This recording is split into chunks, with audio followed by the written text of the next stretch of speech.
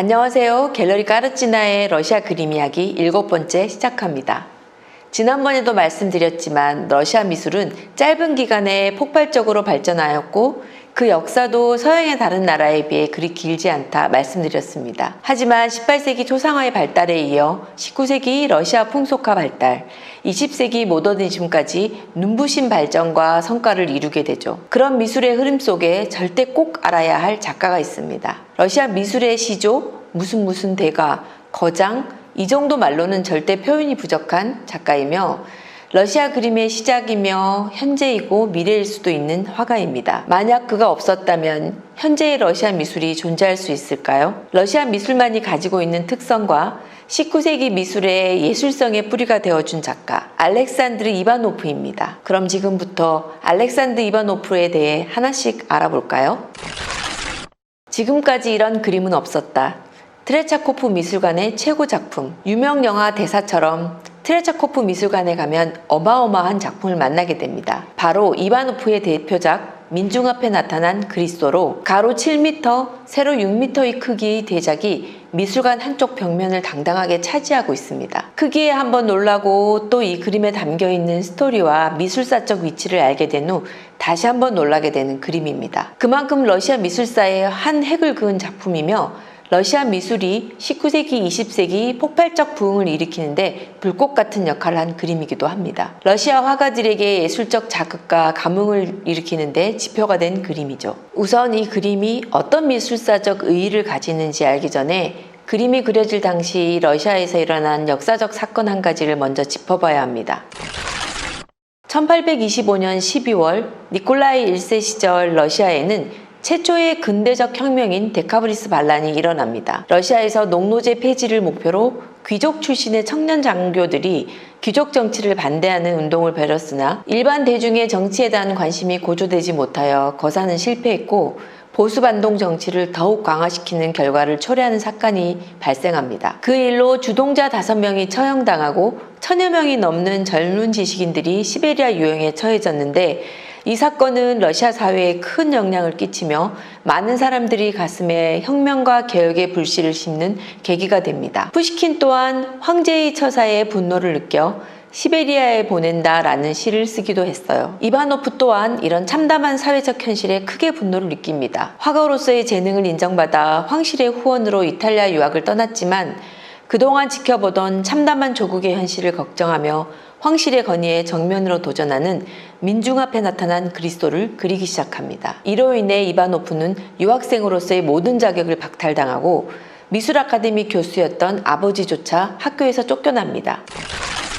불순한 반정부 세력으로 낙인 찍힌 이바노프는 고국으로도 돌아올 수 없었고 아주 불우한 생활을 연명했지만 예술과 조국에 대한 자존심을 꺾을 수는 없었습니다. 특히 이탈리아에서 본 라파엘로의 그리스도 변형이란 작품을 통해 이바노프 또한 시대의 사명을 담을 수 있는 작품을 창작하겠다는 의지에 불타오르게 되죠. 이탈리아에서 머물렀던 20년이란 긴 세월 동안 이 그림과 또 그림과 관련된 습작 600여 점 이상을 그리며 민중 앞에 나타난 그리스도를 완성합니다. 그리고 짜르 니콜라이 1세 사후 고국을 떠난 지 27년 만에 돌아오지만 이바노프는 고향 땅을 밟은 지 2달 만에 세상을 떠납니다. 안타깝게도 이바노프 살아생전에 이 그림은 팔리지 않았으며 그가 세상을 떠난 후 경매에 붙여집니다. 그런데 아이러니하게도 이 작품은 니콜라이 1세의 아들인 알렉산드르 2세가 구매합니다. 심지어 이 그림에 대한 강한 애정을 보여 궁전 안에 이 대작을 걸기 위한 별궁을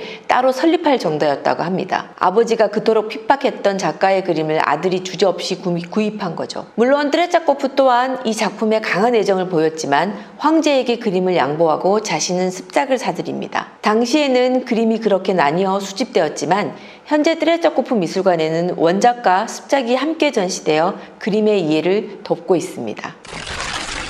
자, 그럼 그림의 내용을 알아볼까요? 이 그림은 요한복음 1장 29절 보라 세상의 죄를 지고 가는 하나님의 어린 양이로다 라는 내용을 바탕으로 그려진 그림입니다. 그림 중앙에서 십자가를 들고 있는 세례 요한이 저 멀리 보이는 예수 그리스도를 가르치며 이렇게 외칩니다. 저기 우리 앞에 예수 그리스도가 오셨도다. 각계각층의 사람들이 요르단 강변에 모여 그들 앞에 나타난 예수를 바라봅니다. 바리새인들, 로마 병사, 죄인들, 젊은이, 늙은이 등이 보이죠. 그림 중앙에 십자가를 들고 서 있는 세례 요한을 중심으로 믿는 자는 왼쪽에, 믿지 않는 자는 오른쪽에 위치해 그리스도의 도래를 바라보고 있습니다. 러시아 현실에서는 구세주의 등장이 필연적이지만 그것을 받아들이는 태도는 계층별로 달랐습니다. 당연히 기득권을 쥐고 있는 오른쪽에 위치한 자들은 현실의 달콤한 안락이 즐거울 것이니 구원이니 해방이니 따위는 필요 없습니다. 예수의 도래는 그들의 안락을 뒤집어 놓는 해방꾼이라 적이 가득한 눈빛으로 쳐다볼 뿐인 거죠. 마치 예수가 서 있는 저곳이 세상 부조리와 거짓의 표상이지 않을까 하는 의심마저 들게 하는 그런 분위기입니다. 저들은 무슨 수를 써서라도 예수를 거부할 것입니다. 한편 십자가를 들고 있는 세례 요한 뒤로 성자 베드로와 안드레 형제 그리고 붉은 머리 젊은 요한이 있습니다. 그들은 예수의 출현에 기뻐하고 있어요. 그들의 음성임이 생생하게 들리는 듯 그림이 사실적이죠? 현실의 비참함을 구원받을 수 있다 기대에 모두 부풀어 있는 듯합니다. 우선 그림 속 수많은 인물 중 가장 주목해야 할 한 사람은 오른쪽 무리 중간 즈음에 서서 이 현실을 외면하는 듯 뒤돌아보며 서 있는 붉은 옷을 입은 사람입니다. 바로 죽은 혼, 검찰관 등을 쓴 소설가 고골인데요. 이바노프와는 이탈리아에서의 인연으로 둘도 없는 친구 사이였다고 합니다. 고골 또한 이바노프와 동시대를 살며 현실 구원이란 주제로 고민하고 자신의 작품을 통해 세상을 변혁시키고자 한 작가입니다. 하지만 참혹한 러시아의 현실에 좌절하여 모든 희망을 접어버리고 세상을 달리하게 되죠. 이바노프는 그런 글을 그림 속에 그려넣습니다. 러시아의 참담한 현실을 걱정하는 고골이지만 자신의 무능력을 한탄하며 현실을 외면만 합니다. 바로 참혹한 현실 앞에 외면을 선택한 수많은 사람들을 빗대어 고골의 침묵을 그려넣은 거죠. 그리고 러시아 현실 앞에 침묵하는 많은 자들에게 왜 가만히 있는지 그리고 앞으로 무엇을 할 것인지를 질문하는 듯합니다. 작가는 고통받는 러시아의 현실에서 벗어나 새로운 시대의 도래를 간절히 원하는 러시아 사람들의 염원을 예수의 모습을 빌려 표현하고 있습니다. 예수라는 구원자가 나타나 이 말도 안 되는 세상을 변혁시켜 주기를 간절히 바라는 거죠. 이바노프의 민중 앞에 나타난 그리스도를 감상하면서 주목해야 할 특이한 점이 있습니다. 좀 전에 말씀드렸듯이 엄청난 양의 부분화, 즉 에튜드가 남겨져 있다는 건데요.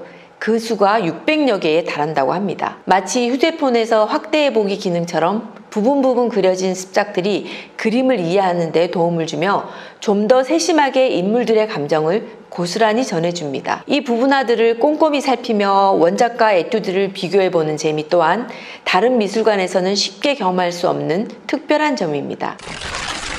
또 이렇게 남겨진 수많은 습작들은 후배 화가들에게 교과서 같은 길잡이가 되어 그림을 그리는데 좋은 지침이 되었겠죠? 이바노프의 이런 작품들로 인해 그림의 수준이 어마어마하게 발전했다 합니다. 자, 몇 개의 대표작인 습작들을 살펴볼까요? 예수의 도래에 감격의 눈물을 글썽이는 세례자의 얼굴. 정말 모델의 감정이 생생히 전해지죠? 또 예수의 도래를 의심에 찬 눈으로 쳐다보는 바리새인의 아주 건조한 표정 좀 보십시오. 아주 성마르게 뭔가를 의심하는 사람의 표정을 이보다 어찌 더 잘 표현할 수 있을까요? 특히 원작의 표현보다 에튜드에서의 훨씬 뛰어난 그림도 있습니다. 맨 앞줄에 다른 사람의 옷을 뒤지고 있는 강도의 얼굴 표현입니다. 이 사람은 예수가 십자가에 못 박힐 때 옆자리를 차지했던 제수로 이바노프는 이 사람의 표정 창조에 가장 고심했다고 합니다. 예수의 도래로 사람들이 웅성대는 와중에도 다른 사람의 물건에 손을 대느라 열중인 제수. 한마디로 표현하기에는 제수 표정이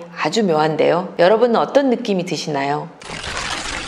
그렇게 습작들을 천천히 보다 보면 놀라운 사실을 하나 발견할 수 있습니다. 세례 요한 뒤에 서 있는 나무를 살펴보면 나뭇잎의 색깔이 빛을 받는 양에 따라 다르게 표현되어 있습니다. 서유럽 화가들이 빛을 표현해 일대 센세이션을 일으킨 시기는 19세기 중반 1860년대쯤이라고 하죠. 그런데 이바노프의 이 그림을 보면 이미 나뭇잎이 빛을 받아 색깔이 다르게 표현되어 있고 바람에 살랑인 듯한 느낌을 주는 표현, 프랑스 인산주의적 표현과 비슷하다 할 수 있습니다. 이 그림이 그려진 시기가 1837년에서 1857년 사이인데요. 오히려 프랑스적 빛표현보다는 훨씬 더 깨끗하고 잘 정돈되어 있습니다. 나뭇가지 에튜드나 성 밑에 있는 돌과 물 등의 습작을 보면 더욱 분명하게 확인할 수 있습니다. 세계 미술계를 뒤흔든 프랑스 인상주의가 러시아에서는 벌써 시도되었다고 볼 수 있는 거죠. 어느 나라가 앞섰는지를 따지자는 것이 아니라 그만큼 이바노프의 천재성이 대단하다는 말을 하고 싶은 것이고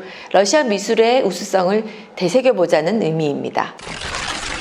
또 여러분, 예수 그리스도의 얼굴을 그린 부분화를 보세요. 사실 우리가 알고 있는 예수 그리스도는 아주 반듯하고 잘생긴 얼굴입니다. 전 세계와 시대를 통틀어 가장 미남이 예수 그리스도라고 하잖아요. 하지만 러시아에서 그려지는 예수 그리스도는 일반적인 통념과는 아주 다른 모습입니다. 예수 그리스도 또한 희노애락, 생로병사를 느끼는 인간이라는 점이 부각되어 그려졌죠. 특히 이바노프는 예수 그리스도를 그려내기 위해 아주 오랫동안 여러 신화의 인물들을 연구하고 그 안에서 이바노프만의 예수 그리스도를 탄생시킵니다. 그 연습작으로 용맹과 미의 상징인 아폴론, 비너스를 그려보고 고통과 슬픔의 상징인 라오콘 군상과 젊은 예수와 나이 든 예수 등 여러 예수 모습을 복합시켜 이바노프만의 예수 그리스도가 탄생되었다고 합니다. 이바노프의 이런 작품 세계는 그림에 강한 민족주의 명분을 심어주는 데도 일조를 하고 화가로서 작품의 예술성을 달성하는 데도 많은 영향을 주었다 합니다. 이렇게 이바노프에서 시작된 러시아만의 독특한 미술은